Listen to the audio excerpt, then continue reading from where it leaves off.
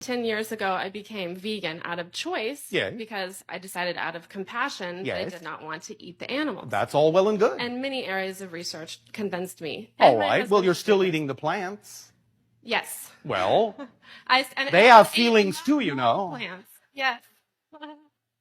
Plant might be going, why is she picking on us? Why don't you go and eat that nice animal over there and let us grow a little more? Now, you understand I'm just playing with you, yes? Yes. All right, but attempting to just give you a different perspective on this. Okay. Yes? I was dismayed that after 10 years, my health went downhill, Yes. particularly digestive, Yes. adrenal valor, and Yes. my husband's as well. So this seems to be, Yes.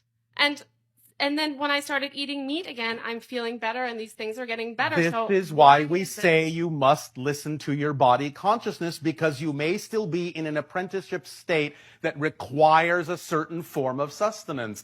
There is nothing wrong with that. It's all about how you do it. It's all about the relationship. It's all about being in gratitude and appreciation for the exchange that is given to you, and the idea of doing it in the most natural, healthy way possible. But it doesn't mean that it's fundamentally non-spiritual just because that's the way it plays out.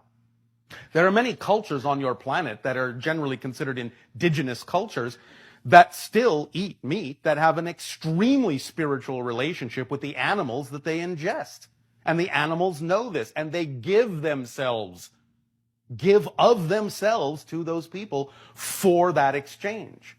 Many times, as you say, in nature, the idea is that the herd is culled of the weaker members so that the rest can remain strong, so that the race can perpetuate.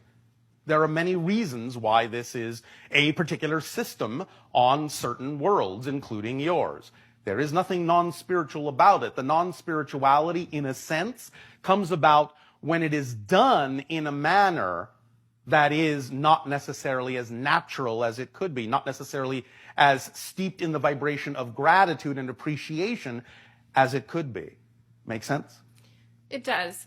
I'm still digging for something deeper, though. All right, let's dig. Why is it healthier to eat animals than to not eat animals, as this has been? Because your body is in a state where it requires that kind of protein in order for cellular cohesiveness. Because your belief system at this point, being that it is still strongly connected to the general consensus reality of what kind of chemistry you need to reflect in order to survive in your reality, requires that certain chemical interactions take place in your body that are representative of certain energetic reactions, and thus then sometimes you still require certain chemical reactions to be representative of the energetic state that you still may be in, as you have agreed to be part of the collective consensus reality at this point. Did that make sense? Yes. Are you sure? Was that deep enough? No. All right. What else do you need to know? Why must we consume? I mean, I look at the animal and I don't want to eat the animal. I want to cuddle with it. You want to be friends with it. Yes. Why must I consume it to be healthy? Like, it's a little heartbreaking actually making that choice again. All right. Because I didn't Again, want to. it's not a must. Okay. Ultimately, it's not a must. However, what you need to examine is, why are you having chosen to be in a state where that seems necessary for you at this point? Why have I chosen to be? Yes.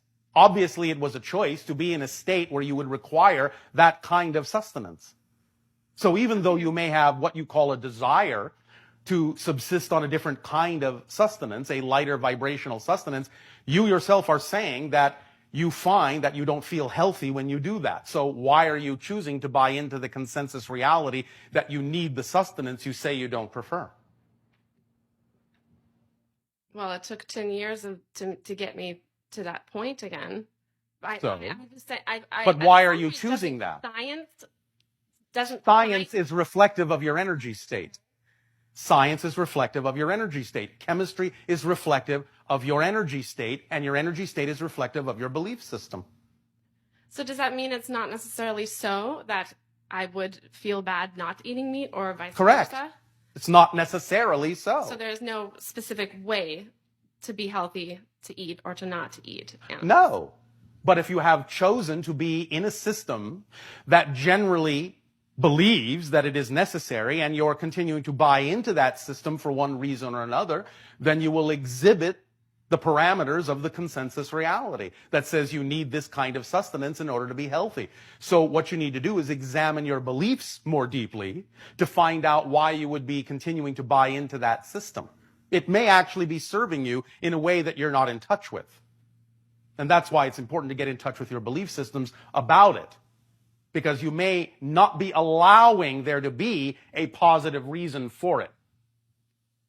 Okay. Once you allow there to possibly be a positive reason to continue to eat the meat, then if there really does not need to be a need, only by examining the willingness to allow there to be a possible reason will you actually discover whether there actually is or not. But if you refuse to believe that there could be, you will never get close to discovering what the belief is. Because you have to allow for duality.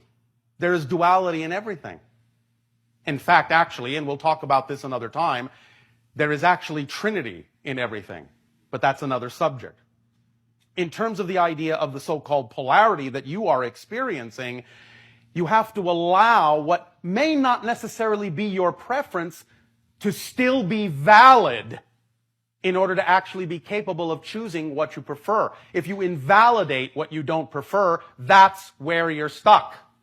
Because you're putting undue energy on it being wrong, being bad, being invalid.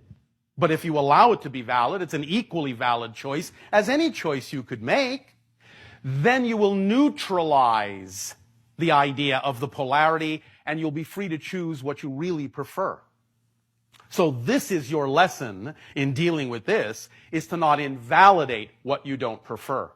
To see that it actually does have the ability to serve a positive purpose, even though you may not right now be capable of understanding how that could be.